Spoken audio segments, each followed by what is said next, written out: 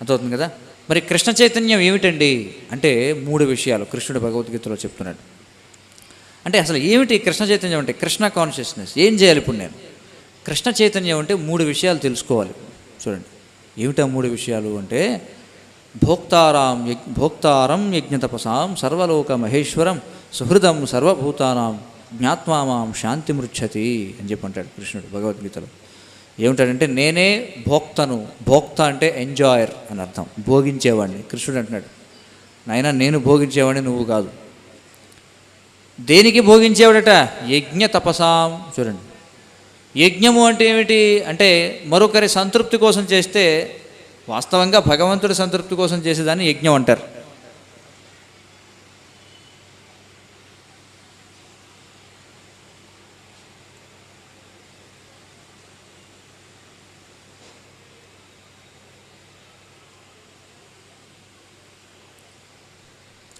భగవంతుడి సంతృప్తి కోసం చేసేదాన్ని యజ్ఞం అంటారు.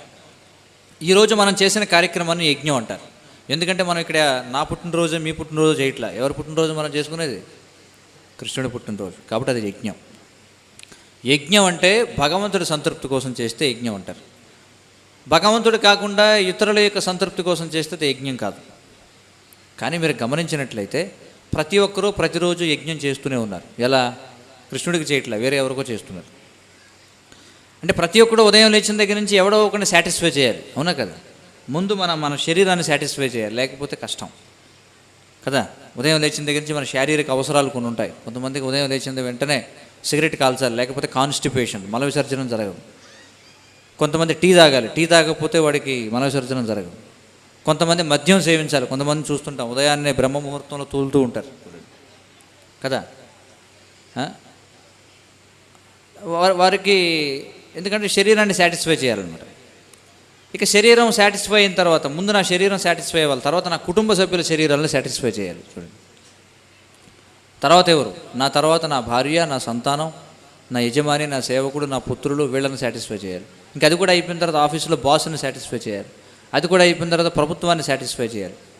ఇలా ప్రతి ఒక్కరు ఎవరో ఒకరిని సాటిస్ఫై చేస్తూనే ఉన్నారు. ఒక విధంగా చెప్పాలంటే ప్రతి ఒక్కరు యజ్ఞం చేస్తున్నాడు. కానీ కృష్ణుడు ఏమంటున్నాడంటే, నాయనా నువ్వు ఎంతో మందిని సాటిస్ఫై చేయడానికి ప్రయత్నం చేస్తున్నావు, కానీ నన్ను సాటిస్ఫై చేయడానికి ప్రయత్నించవు. అదే అంటున్నాడు భోక్తారాం యజ్ఞ. యజ్ఞ అంటే అది ఇక్కడ అర్థం. కాబట్టి మనం ఎంతోమందిని సంతృప్తిపరచడానికి ప్రయత్నం చేస్తున్నాం, కానీ మనం ఎంత ప్రయత్నించినా అవతలవాడు సంతృప్తి చెందాడు. అందుకే బెస్ట్ థింగ్ ఏంటంటే కృష్ణుడిని సంతృప్తిపరచడానికి ప్రయత్నం చేయండి. అప్పుడు మీరు నిజంగా సంతృప్తి చెందుతారు. ఇది ప్రాక్టికల్.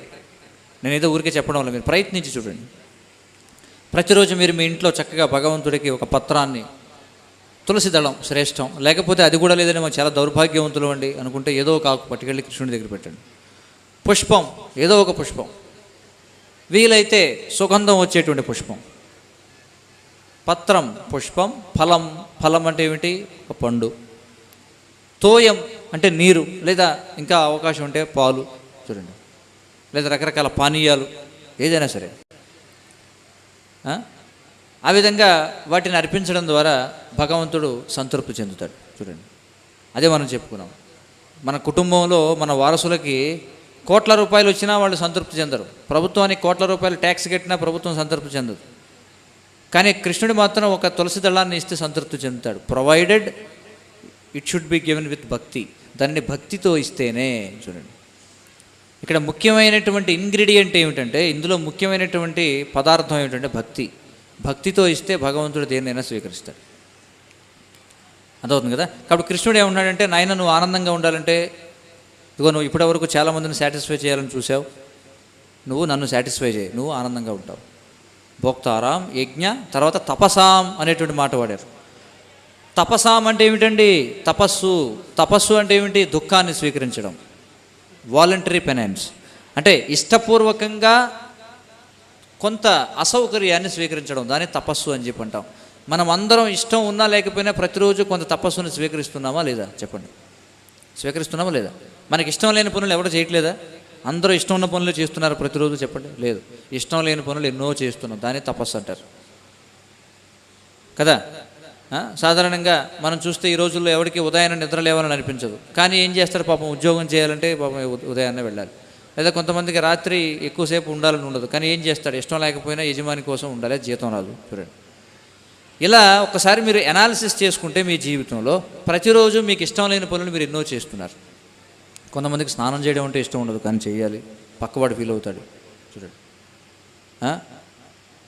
ఇలా అనేకమైనటువంటివి. కాబట్టి ప్రతిరోజు కూడా మనం ఏం చేస్తామంటే ఏదో ఒక తపస్సు చేస్తూనే ఉన్నాం. ఒకసారి మీరు నిజంగా ఆలోచించండి, ప్రతిరోజు మీరు చేసే వాటిలో ఎన్ని మీకు ఇష్టపూర్వకంగా చేస్తున్నారు, ఎన్ని మీరు ఇతరుల కోసం అయిష్టంగా చేస్తున్నారు. అది తప్పదు. కానీ కృష్ణుడు ఏమంటున్నాడంటే నువ్వు ఎలాగో తపస్సు చేయాలి.